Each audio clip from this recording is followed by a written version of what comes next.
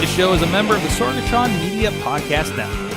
Find out more at sorgatronmedia.com.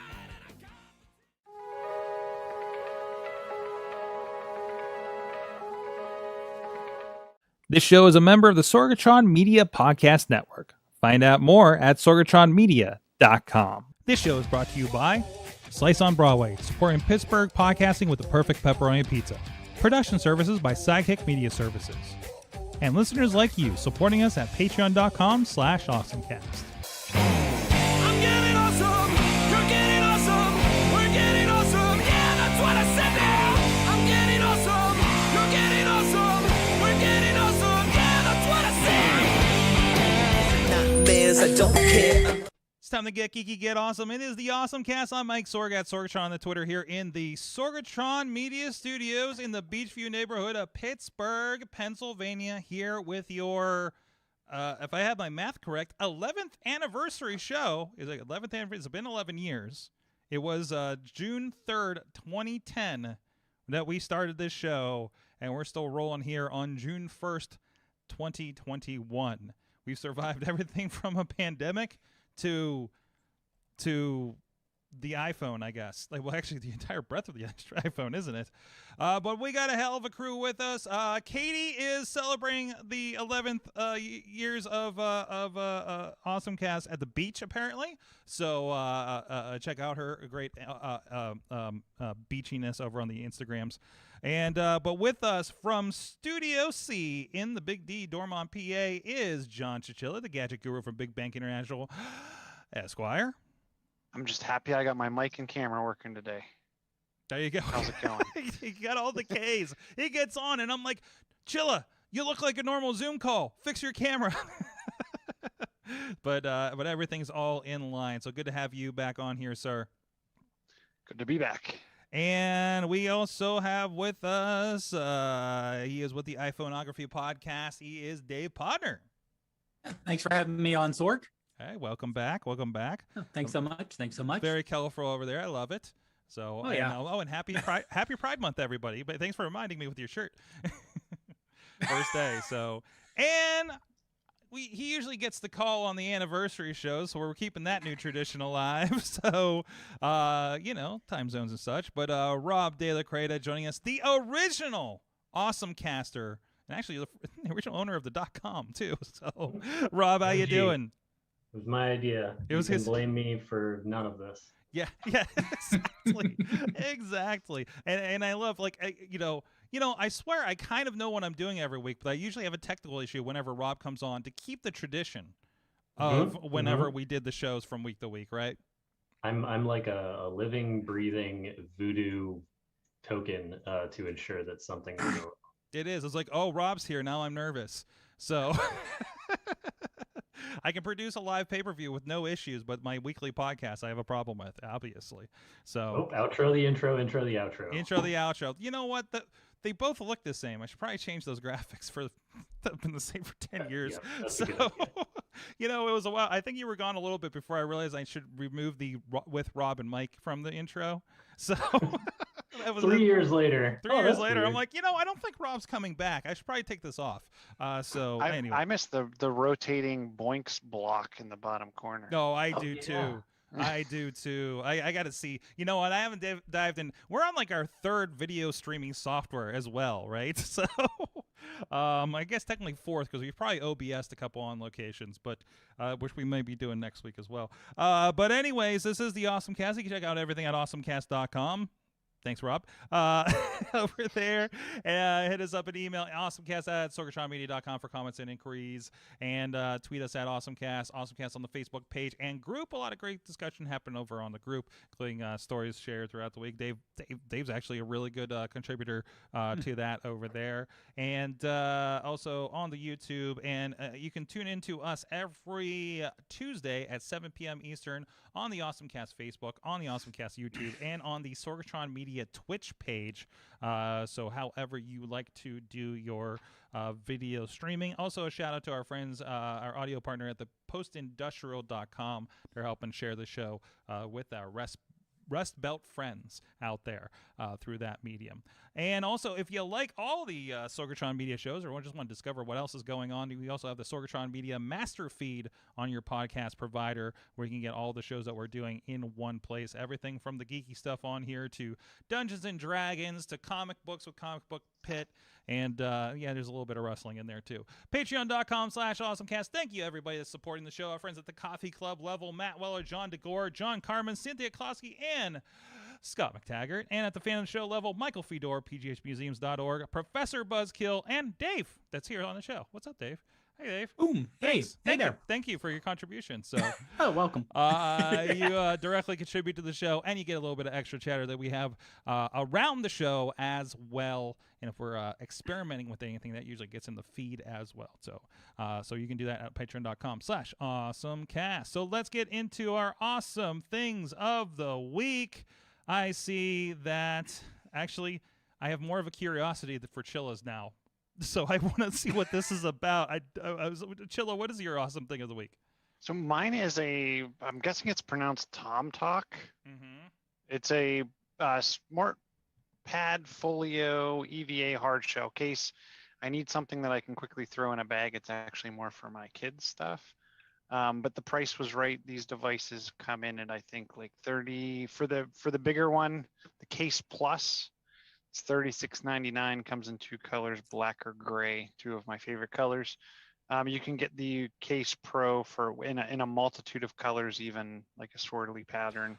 But what this does is it kind of has a folder in there that allows you to put, a couple cables. I think in the picture they have a hard drive case. You can put a pen, stylus, whatever, but it fits the iPad and a bunch of extra peripherals in one neat zipper pouch.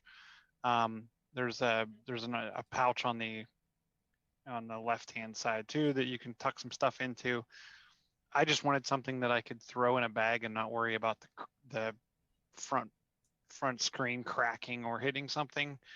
This is perfect just to throw in his overnight bag as he is shuffled off to grandparents or in-laws or whatnot. So the price is right, and I feel like that it got really good reviews. I'm still waiting for it it's shipped, and I'm waiting for it to arrive at the house. But I have a feeling this thing will be going everywhere just from the protection. I was surprised too that they actually promote it as it will not only fit the iPad with the keyboard folio, but also an additional, if you have a slim keyboard like the Logitech, one of the Logitechs, this will actually fit in there as well. And that's a kind of a smaller Bluetooth keyboard you held up there for the audio people, right? Yeah, this is the K10 Bluetooth illuminated keyboard. Mm-hmm. I'm a fan of it. I know some people are very keyboard snobbish, but I like it because it hooks up to 3 Bluetooth devices. So like even in the office here, I have it connected to 2 Macs and my phone. So I can quickly punch out texts without having to thumb it out. So nice. Pretty handy. Nice. So I forget which keyboard I have. It's also a Logitech. It's like a K77 or something like that, but same deal where it's got the 3 switch keys, and it's before I've been using this keyboard since before iMessage was like really a thing, and people are like, why are you sending such long messages? And I was like, well, I just Because I Bluetooth on my phone. No. I'm looking for it. I did find one, and I gotta swap it out to give it a try. But I found, where is it? I found one that's Bluetooth and supports up to 5 devices Bluetooth. So that actually has me a little excited as well. That's awesome. That's awesome. Dave, what's your awesome thing of the week? Yeah, and this is something that was announced a week or so ago, and it was actually spoiled, if you will, by the president, who took a little test drive out on the tarmac. It's the Ford F-150 electric. They're calling it the Lightning model. And this, now admittedly, I know Tesla has their Cybertruck coming out, but it's kind of a big deal. And I will let you know, Sorg, that the video you're playing, it's really long, so you they have little I chapters see. at the I bottom. see what's going on here. All right, I'm gonna go back to you. We're gonna. So Oh, there it yeah. is. There's the truck. There it Okay. is. But the nice thing is, first of all, it's not overly expensive compared to a gas model. Mm-hmm. And if you're not someone who's used to, you think of pickup trucks as something construction that aren't expensive. No, they're really expensive. Mm-hmm. But the fact that it's a Ford, that makes a big difference for the larger companies. To kind of go back in time, the old saying, no one got fired for buying an IBM. Mm-hmm. When it came to computers, no one gets fired for buying a Ford or a Chevy. But if you're part of a larger company and you're like, oh, we're going to buy for a construction site these Tesla Cybertrucks and something goes wrong, it's going to go on that purchasing person, I think. Mm-hmm. So the fact that Ford's coming out, and honestly, construction people tend not to be adventurous, and that's where your volume is. It isn't your individual buying it. It's your large companies buying in mass as part of a fleet. And they know they have Ford behind them, and they have a Ford dealer close by. And they probably already have a relationship with the Ford dealer. So they already have that going in. And I'm not a huge fan of the large computer screens as your dashboard. Mm-hmm. I still like to have buttons to hold. But yeah. It's like it's too far of a sorry. jump ahead in some cases, right? Yeah, and for me, I know a lot of things can be done by the steering wheel, but I like to be able to reach over without having to look over Mm-hmm. when I'm driving. But the fact that some of the little things they added on here, like the size of the frunk, as they're calling it. I saw that there was a picture. I think it was the Marquise Brownlee one where they're just like hanging, like they got a guy in the back in the truck bed, and somebody just hanging out the front of it. Mm-hmm. And the fact, first of all, it is, I don't know the rest of it, but the fact it's a powered lift, which is nice, and that they even have a little thing there showing two golf club bags that you can fit in that front. But it's also water resistant, so if you wanted to just throw some ice in there and party out the front, there it is. Yeah. So yeah, that thing's bigger than most car trunks in the front. Yeah, it is. You could hide a couple of bodies in there. Oh yeah, and the fact that you could say, and I know they say that you could power if it was fully charged, you could power your house for a couple days if you lose power. Mm-hmm. But also for if you are a construction site and you wanted to power your tools, no problem. You don't have to worry about it's right there in the truck. And most people who work construction are not going to drive a couple hundred miles to the construction site. Mm-hmm. So the fact that it has 300, and that's 300, as Marky's probably point out, it's 300 miles not towing, but a loaded truck with 300 miles. So that isn't an empty truck. They're assuming that you have 1,000 pounds of payload. So if you drive that thing with less, you're going to get a lot more mileage. Yeah. So they're trying to be really conservative here, which again, they know their market. If you're going after the construction market, which there is a cheaper version, mm-hmm. They have a work version, which is cheaper. I can see this as, this is where it's mainstream, it's going, and this is where you could have a large hunk of electric vehicles being switched. A large hunk of gas vehicles being switched to electric because it just works better for what they want. And it isn't a matter of quote unquote being electric for electric, but it's someone looking at the bottom line and saying, hey, it's a company we know. It's with the dealer we dealt with before. It's a dealership that there's tons of Ford dealerships where lots of places there aren't Tesla dealerships if there's an issue. So it's a company that, hey, we can do work with them. So this could be a big thing where people are like, hey, I'm used to electric now working on my work truck. Maybe I'll start thinking about electric for my home vehicle. No, it's kind of an edge in there. Like some of the discussions I was listening to from over the weekend were saying how this is, like you said, targeted more kind of for the work fleet idea. Is because of complexity. It's part Ford, so like the build Like for Ford, it's like, well, they're already making most of the parts to build the body of a Ford Right. F-150, and now they're just putting in the electric components and all of these bells and whistles, right? So Right. like, you know, if anybody's good at supply and demand, it's usually Ford because they kind of started the whole thing, right? So and then like I said, one thing I thought was interesting, like they actually have they have a it checks the weight of what's in your bed and it informs that to you too. You know, you talked about the electric, it basically replaces carrying a generator and all that gas with you to a site. And I went, the events that you know, Dave, that I go to, like they're usually there. Like there's a lot of, it's like a line of F-150s usually at these events, except for the one sponsored by GM. Yeah, it seems to make a lot of sense for that. This is not for, I'm going to get one for my house unless you're the kind of person that just drives an F-150 because, right? But you probably have some use for that, I would hope, if you're doing that. So, but it'll be interesting. I mean, this is I keep wanting to call it mass market, but it kind of isn't. It's mass market in a way, but it's the kind of the first big step into a different mass market with it.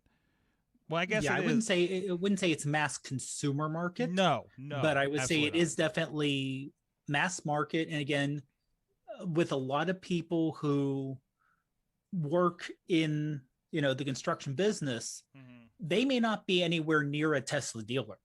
I'd love to have a conversation with some people that do work in like construction and that I know that have trucks like this. I'd love to have that conversation with them about what they think of something like this, for sure. So that's awesome. I'm a general contractor, right? Rob, I was just letting it go. I think you surprised him so much we lost him. You surprised me so much for the first time I bumped my own mute button. Rob, what do you think of something like this? Hey, I just know you build cool things. I don't think of it that way, but yeah, it's actually really interesting to hear you talk about this because the discussion of it within the industry is very different. And also, I live in a place that is, Pennsylvania is pretty truck centric, but the middle of nowhere of Oregon is also super truck centric. Oh, yeah. And it is far more common, I think, as someone who came from the East Coast, it's just far more common to everybody has an F-150. We have a TRD off-road Tacoma. I have a fully off-road Jeep, and we have a vaguely off-road van that we use for mostly getting up the mountain and going mountain biking and dirt biking and all that kind of stuff. And I know a ton of people who drive F-150s because that's what they do. They use it to haul their toys. And a lot of those people are very interested in this. And also in talking to people in the general contractor circles, they're also very interested in this. Mostly in everybody loves a new truck. It's kind of gross, but everybody loves a new truck. And what's happening is this, we're finally seeing not just one industry pushing a thing. Like the Cybertruck is a joke. It's not a real truck. It's a gimmick, because Elon's good at gimmicks and jokes. Whereas this is a real thing. Chevy also has an electric pickup coming out, but this one, like you already said, the F-Series is the best-selling pickup truck, has been the best-selling pickup truck, is one of the most sold vehicles in the United States, outclassing other types of vehicles time and time again exponentially. So for there to be an electric F-150 is a big deal in that when Ford makes a change, people, they don't even think about it. They just follow suit. So Ford started making all aluminum F-150s 5 or 6 years ago, I think. I actually went to the Ford factory to see the truck line after they had just refitted it to produce all aluminum body F-150s. And there was a bunch of grumpy old dudes who were like, "Man, you'll never take my steel truck away from me." They stopped talking and they all bought trucks because that's what these people do. So if they walk into a Ford dealer there's definitely going to be a lot of people who buy these trucks and don't even realize it's electric. That's kind of the clout that the F-150 has. And there's also going to be fleets where people are going to replace their fleets, which is really like, that's where the money is. The fleet purchase of the F-150 is what drives those numbers. So they're going to get deals, they're going to get subsidies. They will be able to buy an F-150. No one is going to buy a fleet of Cybertrucks. They will buy a fleet of fully electric Silverados. Yeah. And that'll be where like the real innovation happens. And then while that's happening, I'm also seeing now when I go to a job site, it's far more common to see mobile rented electric car chargers, partially for the people who are not necessarily the general contractors, but also you're going to have architects and all these other people who need to go to a construction site that doesn't have facility electrical built in yet. And so there's versions of this where a semi, like a 53-foot semi, rolls up, drops off a bunch of giant packages of batteries, and then they switch them out every few days, which is hilarious and super inefficient, but we haven't figured that out yet. And then there's also modular temporary solar structures doing the same thing, kind of like what Tesla is doing in the middle of nowhere, where they're not superchargers. They don't charge that quickly, but they'll still charge your car. So like with that stuff available and with subsidies we're working with, and that it's no longer, I mean, it was just a few years ago, right? That people were like, I don't know if this electric car thing is going to work out. And now it's like, oh no, yeah, electric cars are the future. Yeah, you see enough Teslas on the road and Bolts and Volts and whatnot. We've been stepped into it with the whole hybrid thing over the last 10 years or so. So like and it's all going to be stepping into it, and the capacity and and everything like that is going to grow with it. They'll solve the problems as we go, as we discover the new problems and the new uses. Yep. And all of that combined with the fact that the general contractor you think of today is younger. It's a whole new generation of contractors. It's contractors who grew up in a fully digital ecosystem.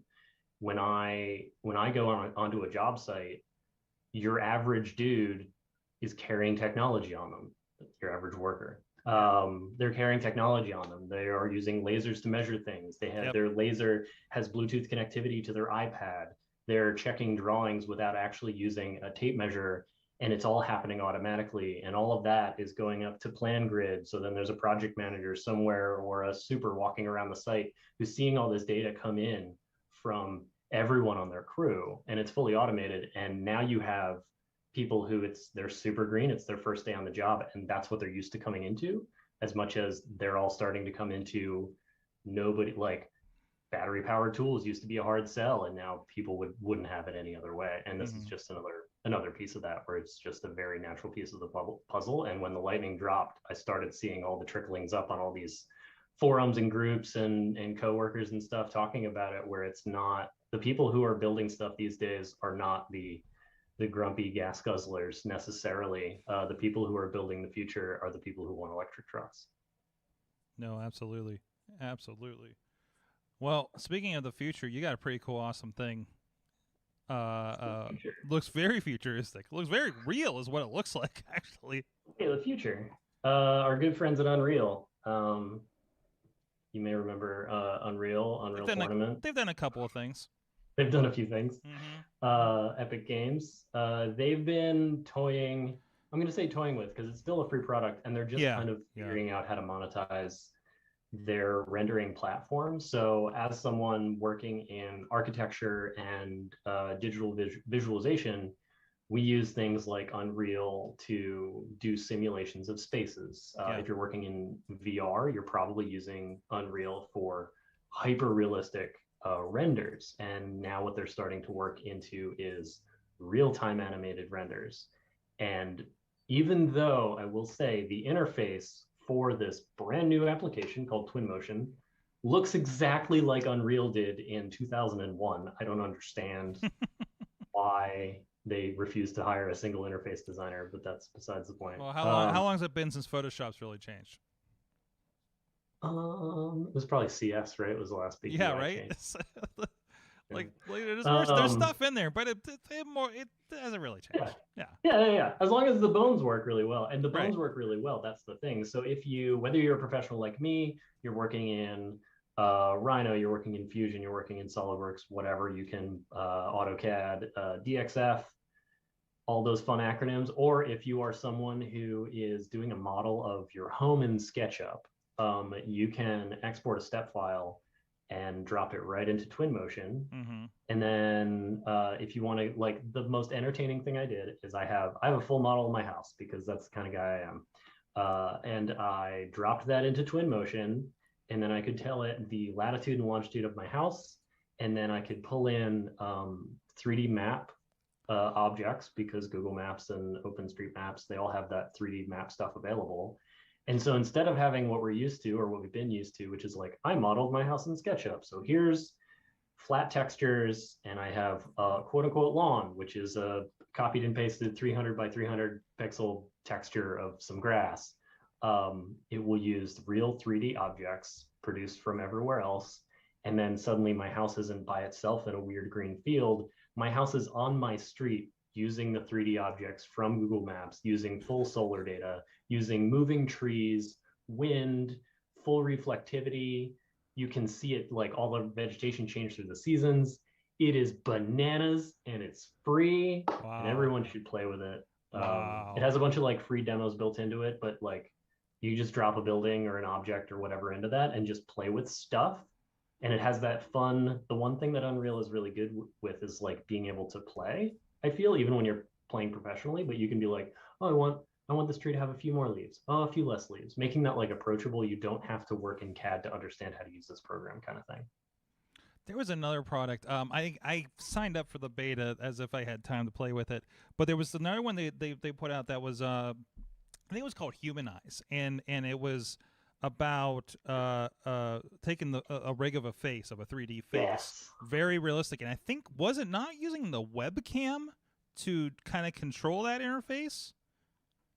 I don't believe remember that. I do remember the thing you're talking. I feel like I was watching something about that recently, and it's the reason you're bringing this up is because you can just tweak things, right? You can just like be like, I want more face, I want more wear on the face, I want bigger eyebrows, I want bigger lips, smaller lips. It makes it more like building a me and less like needing a doctorate in 3D rendering technology. Oh, it is called the MetaHuman Generator, I believe. Oh, it's making me sign in with Epic. Hold on a second.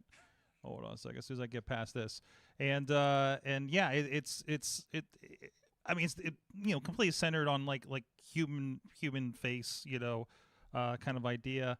Oh, it wants me to do a whole email thing. So, I will try to pull that up here momentarily.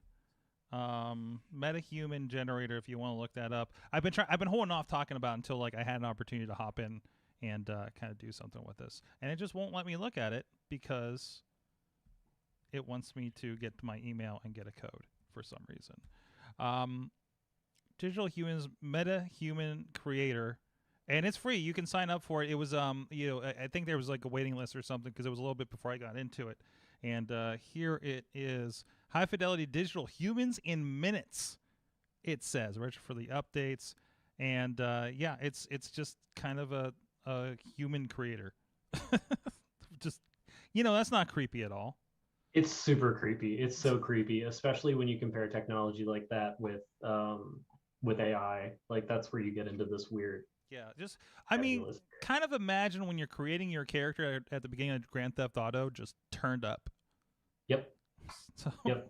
And it's really terrifying. And it's not even happening. I think it's happening on a cloud server with them, right? Like it's not even like on your computer. It's in browser with it, so you can go in and play with that. So look that up. It's Unreal Engine. Oh no, that's not a good domain. Look up MetaHuman Generator and Unreal Engine, and you'll find it pretty easily.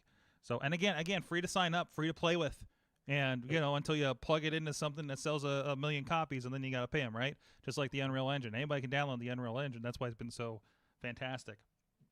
I'm going to go the opposite way on technology for my awesome thing.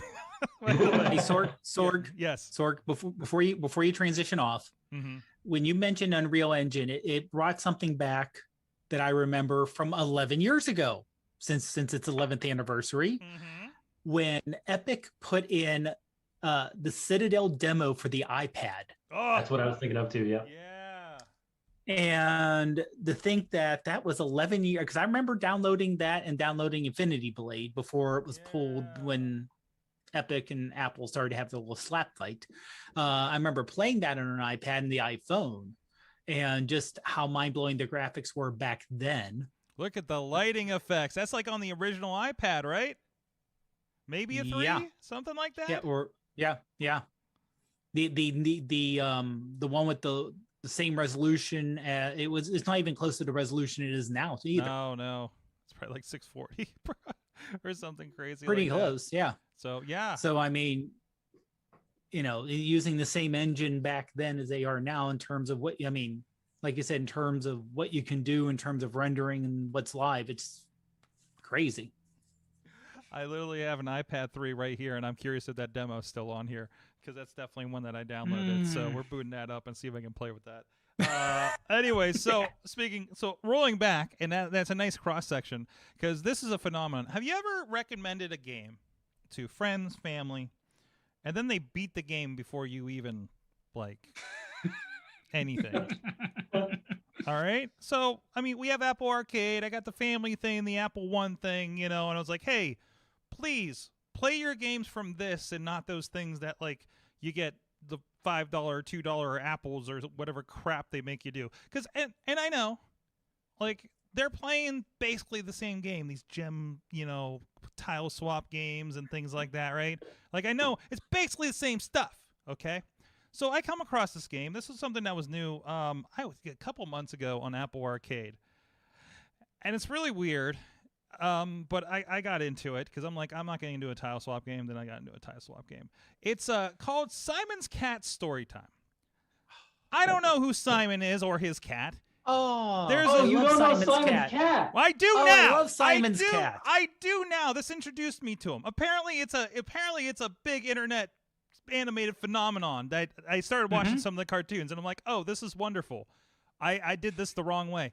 But Simon just moved in, and they're discovering the backyard, basically. And there's a story, and I stopped playing the story, and I just kept playing the gem game, or not the gem game, but it's a tile swap game, and you can blow things up and everything like that. It's that typical kind of game. But you earn stars, and the stars help you go through the story and everything. So I signed up, and I looked, I'm playing through, and I'm like, oh, I'm at 100 levels. How far can this go? And then I visited my mother. Well, of course, I know my wife is a lot further than I am in the story. Again, I'm at chapter 3 or something. And I'm like, I guess I should sit here and read the story and see what's happening. And then she's on, I don't know what level she's on. And I go visit my mother for Memorial Day. And I'm looking, and she's like, yeah, I'm playing on my iPad, and I can't play on the phone. I need the bigger screen. I'm like, okay.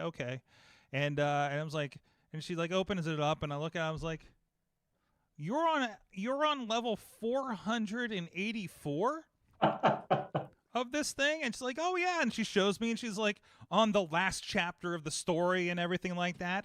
Today, that was Monday. That was yesterday. Today she sends me a screenshot. You completed all the levels. You have a new mode unlocked until we give you more levels. What? She just obliterated this game. So I showed her how to, and it's one I directly shared because I thought she'd be interested in it because it had, had the cats and everything. Although she's more of a dog person. She does have a cat though.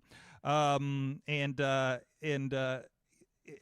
showed her hey, here's where the arcade games, you can download any of this stuff and that won't bother you. So it's yes, and yes, Mama Sorg is in the chat room talking about how she finished the game. So so that's also her awesome. So what is the extra thing that it unlocks? Do you have to start back over and hold play on in a different second. mode? Let me get to the screenshot that she texted me earlier today, and I got to answer that text too. Let's see. It says, congratulations, you've completed all the levels and unlocked the exclusive event Midnight Feast. Participate in the event to win great prizes while we get new levels ready for you. And she's in the chat room. Maybe she can tell us what the Midnight Feast is. And you go through the levels, and they find an old park, and they're restoring the park, and you get the picture, pick the color of the flowers in the benches and everything like that. So it's like that little, it's like a builder game, but it's more of a story builder game. But then you get to go back in the story and you find these gnomes. So it's like 3 games in one, apparently. And obviously everybody loves it. So that's gotten into it. So this has just been a phenomenon that's happening. I don't know how awesome it is for me because I'm the one that's like on level 124 and everybody else has like blown me out of the water. And I've been playing it for longer than anybody. It was like 3 weeks ago they started playing. Just destroyed this thing. So obviously everybody else has more time on their hands than I do.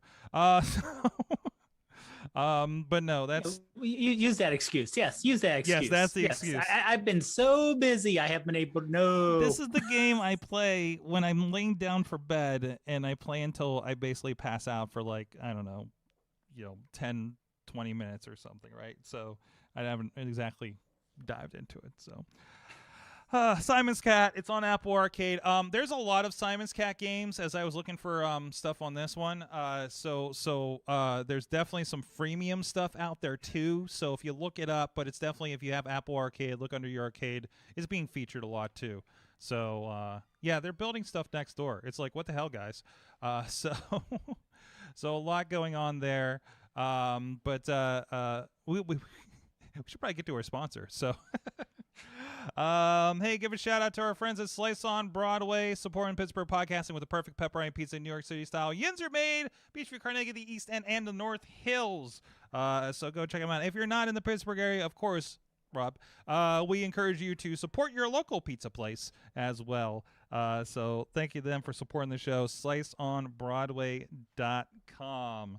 So all right, that was a long first half. Let's see. What do we got on the back end? Dave, you filled out the rest of the show. I looked in the doc and I'm like, oh, did I leave stuff here from last week? It's like, no, it's all stuff that Dave put in here.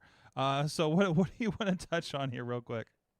Well, you know what? I want to let me kind of springboard off of what you had about a game.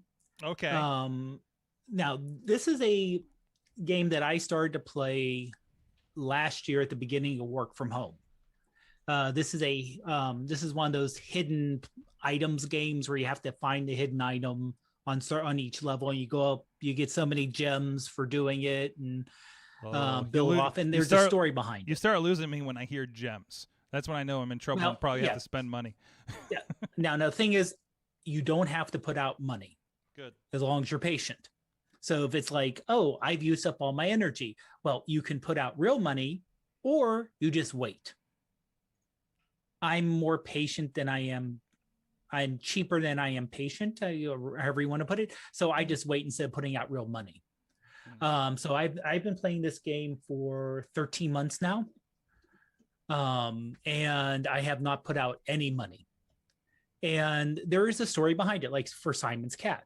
Mm-hmm. And so, I mean, you have during it, so they get each chapter, you get 2 little bits of a story, and there's kind of a overwhelming arc to it. And what the company Wooga, who put out the game, it's June's Journey is the game. It's set in the 1920s. Okay.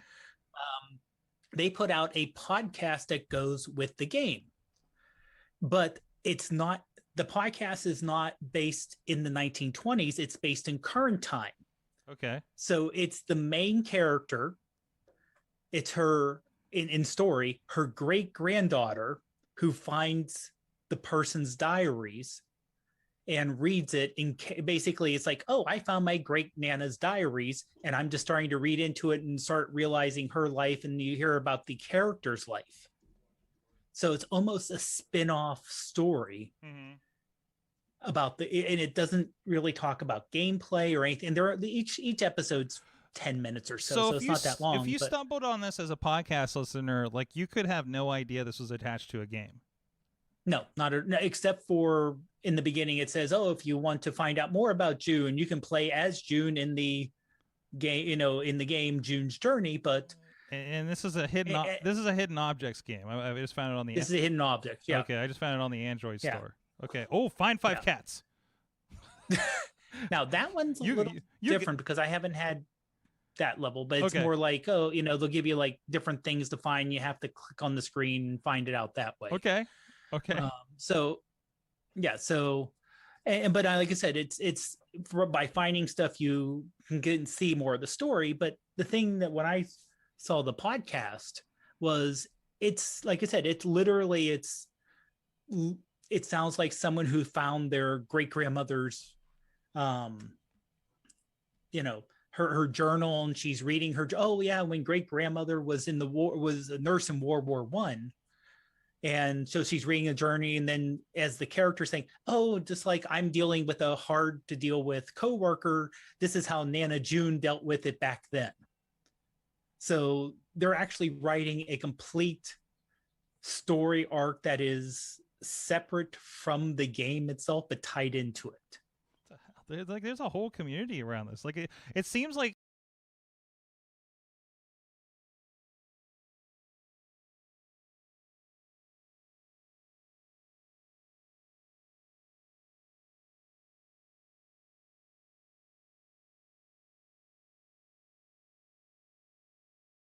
story and everything. They got like, I don't know, they're just interviewing like all kinds of people on this thing. Like, what is happening? Oh yeah. Oh no. And like I said, they do have they. Yeah, I mean the cutouts that you're showing are people from the game, and there is an entire backstory, and they put a big amount of effort into it. Oh, and you're like, wait a minute, you mean this thing is like, it's almost like how Pokemon Go, you tell people, you know, there are like millions of people playing Pokemon Go still, even though you don't hear anyone talk about it. Oh yeah.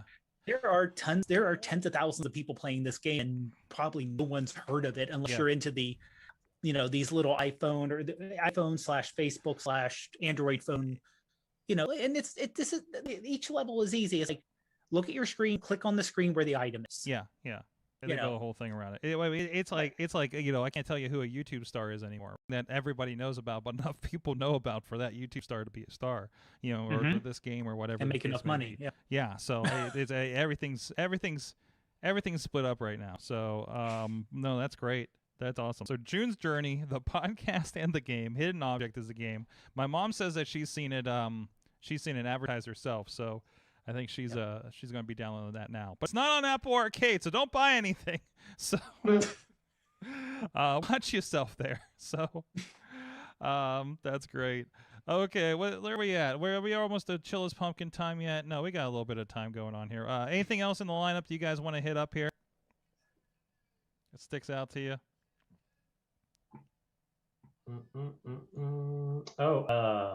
We should maybe talk about Amazon Sidewalk.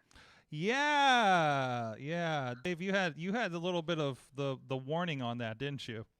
Yeah, that's just something I saw on Twitter today, where apparently if you have an Amazon device, without saying her name, A lady, get on the A train, and you're opted in. This is the issue. I don't necessarily have an issue with what they're doing. I have an issue with opt-in. So you are opted in, and unless you go in and say, no, don't do this, you're going to be used. So it takes a little bit of your Wi-Fi, a little bit of your data from your Amazon device, and lets people just who are close by kind of siphon off a little bit if you need it. And so your neighbor let's say the Ring doorbell needs a little extra internet boost or something, but your internet's stronger, so it will just, your A device will kind of say, oh, you need it, here, take a little bit. Now they do the speed's very slow, so you can't really say I'm going to video stream off of it, you know, off my neighbor's sidewalk, but it's a matter of, you know, it's like I said, if they would have said, oh, this is this thing, and this is how you can help people out, and all you got to do is check this box to opt into it. But it's more of a, oh, it's on unless you want to turn it off. And it's about, like, you know, potentially you could have a device, set it up someplace in the city, and you're going to have, Amazon devices, Sidewalk devices nearby that they can just pick up the internet and go. Also, this is things like trackers will pick up on something like this. And we're literally talking about like the Echo devices in your house would be broadcasting enough. And it sounds a little bit like how if you have an Xfinity router, you're automatically kind of have a guest account that anybody with a Comcast account can log into, right? It's Right, like that, right. but it automatically happens amongst Sidewalk compatible devices, secure, et cetera, just like the AirTags quote unquote mesh network that works on everybody's iPhone that they're carrying around, right? So and I agree with the opt-in, but I bet we already opted in when we hit that TOS at the beginning, right? Oh, you did. I mean, yeah. obviously. So Yeah. Yeah. so Yeah, you don't have an option. You have an option to go in there and go into your app settings, go Yes. into more, go into settings, and then turn off Amazon Sidewalk. But unless you actually do that, you're opted in. So Rob, you brought this on up to talk about it, so I imagine you have thoughts on it. Yeah, I mean, part of it is just kind of like a public service announcement. If you have an Amazon device, chances are the little slider is in a position that means you're going to share your internet with your neighbors, and maybe you don't care about that. Maybe you have all the internet in the world, and you just want to let it go, and that's totally fine. If you have a Amazon dingus, for the sake of being informational, you open the Alexa app. You go down to more, hit settings, then you go to account settings, then you go to Amazon Sidewalk, and it'll say coming soon, Amazon Sidewalk. And it's probably green, and you want to tap the little thing and make it gray. Another thing, also directly related, if you have the latest iOS update, I'm going to pull it up on my phone so I can provide some kind of direction here. If you go to settings, privacy, there's now tracking, and there's a little thing that says allow apps to request to track. If you have that in the gray, it protects your privacy. If it is green, it means that apps can request to share data between each other, all in the interest of ads and that kind of thing. But if you're a privacy person, that's something you might want to look into, decide if you want to opt into that or not. So there's privacy concerns. The interesting thing about Amazon Sidewalk to me, if you want to like follow it down the rabbit hole, is it's like, okay, well, why is Amazon doing this? Well, because they want people to use their devices. They want to gather as much data as possible, which they do through their devices, so they can sell you more things. And they've found that because, especially in the United States, we have really terrible broadband standards. So there's a lot of people who want to use these devices and can't, or are using these devices, but they're not using them nearly as much as Amazon would like because they have poor broadband. So what do? We share this as a co-op. Okay, cool. Co-ops are useful in a lot of socioeconomic ways. But then it's you because we are paying for our broadband, and we pay what we feel is a good chunk of change for our broadband for something that we are beginning to scrape the issue of internet access being a fundamental right. You should, especially with COVID and people working from home and children going to school from home, it has become more of an issue where it's like, well, everyone should have internet access. Right. How do you provide internet access to everyone? Turn everybody's Amazon devices into hotspots effectively, creating a forced municipal network. Well, driven by capitalism, yes. Privacy issues, yes. Serving the general good, not necessarily, but all of these things are related, because the knee-jerk reaction for most people is not the heightened privacy concern of I know you say your security is good, but what if it's not? It's I'm paying for this because we're good Americans, we like our private property. I'm paying for this, and I don't want Bob next door using 30% of what I'm paying for because he happens to live next door to me. How do you feel about that if you're not paying for it and it's just a provided service? Back to that municipal internet thing. If we all share this load, do we care as much about our devices wanting to share the load, right? It's a very interesting rabbit hole to dive down. And I think we're definitely, as the need for this kind of thing increases, you're going to see a lot more things like the Comcast thing, things like Amazon Sidewalk, while we're simultaneously fighting this fight of everyone should have access to the internet, and the internet should remain neutral, and all the rest of Pandora's box that you can get into there. Yeah, why is not getting brought up in all the congressional hearings that we're hearing about right now, right?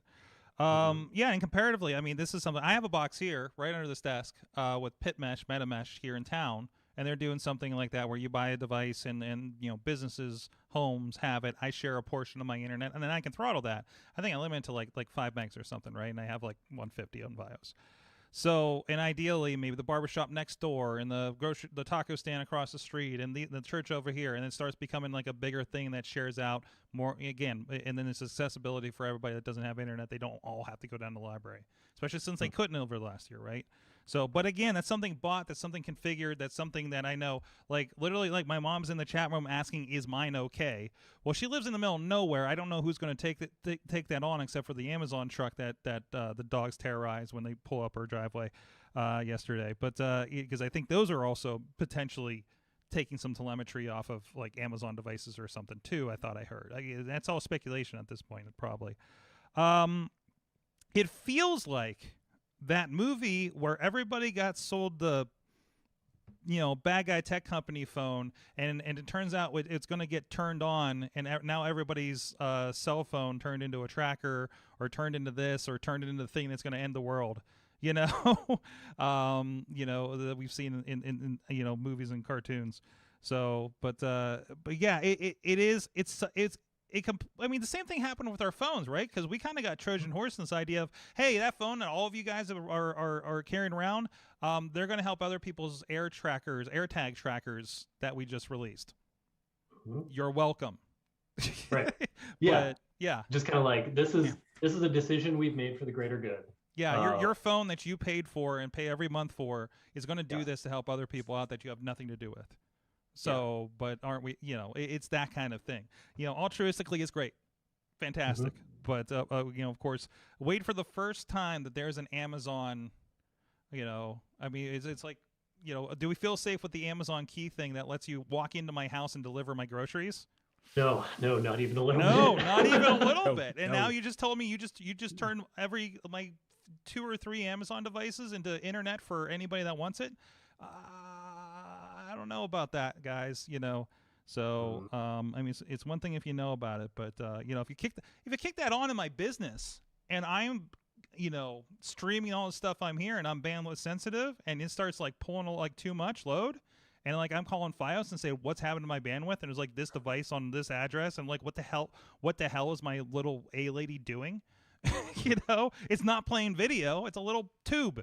So, but anyways, awesome thing, hopefully not a bad thing. If you're concerned, you can, I believe the article that we're going to link that you put in here, Dave, of course you detailed how to do that. We just talked about it, but that article does also detail how you want to turn that off if you are concerned about it.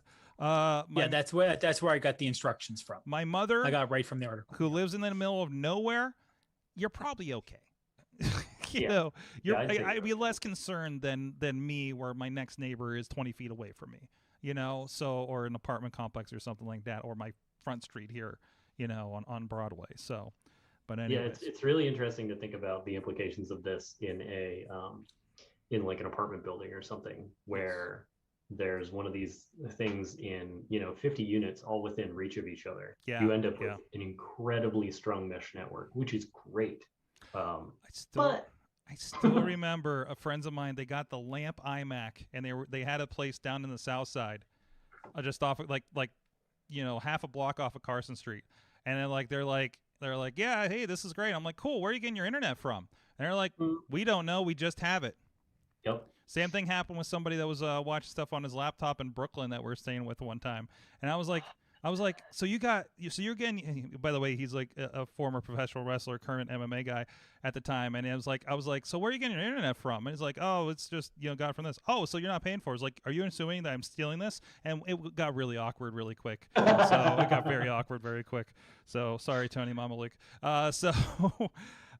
Anyways, well, now that we've scared the crap out of my mom, I think it's it's time to go. All right, mission accomplished. Mission accomplished. Chilla, it's pumpkin time for you, so we're gonna let you go first. At Chilla on the Twitters, of course. And John Chichilla on the Facebook. all right, we'll see you again next week. Dave Podnar of the Prof Pod on the social medias and the iPhoneography podcast. He actually left. It was really pumpkin time for him. Holy crap! Wow. Where'd he go? He's back. He's back to plug his stuff, baby.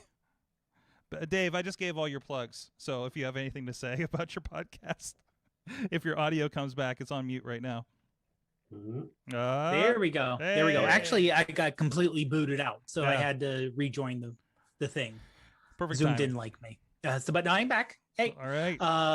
Yeah. So basically, we did the last one we talked about macro photography, and we lucked out that because we record every other week. Our next recording session is next Monday, which is the night of the first day of WWDC. Woo. So we'll be able to give some hot takes. Now, admittedly, we know that, WWDC will not have iPhone Nope. It's gonna be super geeky. hardware, but we will be able to see all the OSs that come out. So both iOS, iPad OS, and I think iPad OS is going to be the big one this year to get up to speed with the M1 iPad. So I think that's going to be a big change. And so we'll be able to talk about that on the podcast next week. Excellent. Also, you can also follow me on Instagram as Prof Pod. That's where I do most of my photography stuff. On Twitter, it's photography and a little bit of yelling and screaming also. Oh, so it's kind of like the wrestling show.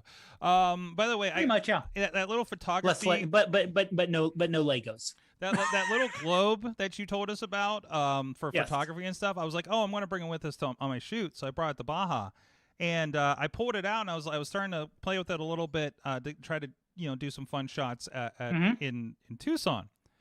Hey, you know that thing about do not put in direct sunlight? Oh, gosh. I was holding it in my hand, like trying to hold it up to do a shot, and then I was like, why does no. my hand hurt? Oh no. And I'm like, oh, I'm burning my hand. I'm going to put this back in my backpack. Don't take it out in the desert sun, guys. So, yeah. We have a lot of overcast here in Pittsburgh, and that apparently helped me not hurt myself previously when I tested it. Yeah. Rob de la Cretaz. Building Hey. cool shit out there. That's what I do. Late in the show, I can swear. All the kids are at the bed. All the teetotalers are gone. Yes, Pants exactly. off. Yes, exactly. Thank you so much for hopping on this 11th anniversary. I always get it. So it's been 11 years, but that's not the 11th. I guess it's like the 10th anniversary, technically. 10th Is that anniversary. 10th anniversary? Yeah. Listen, I did an entire show with the wrong number, I think on both shows once. So the math gets hard, okay? So we have a few more gray hairs than 11 years ago. But thank you, Rob, for joining us. Where can people?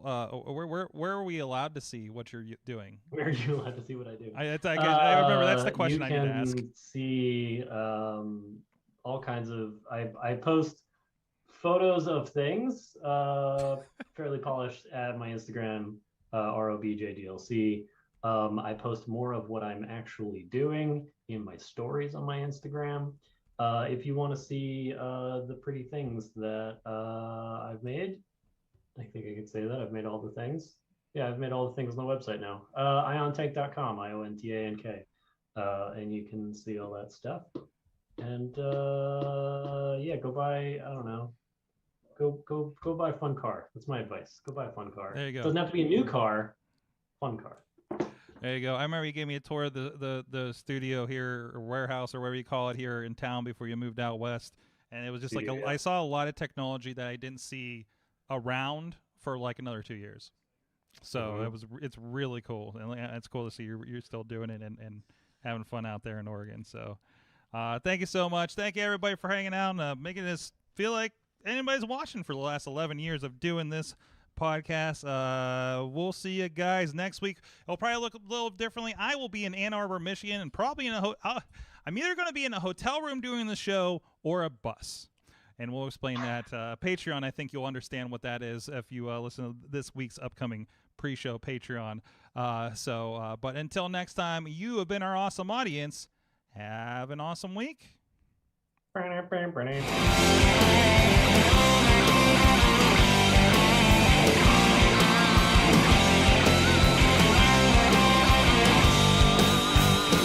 This show is a member of the Sorgatron Media Podcast Network.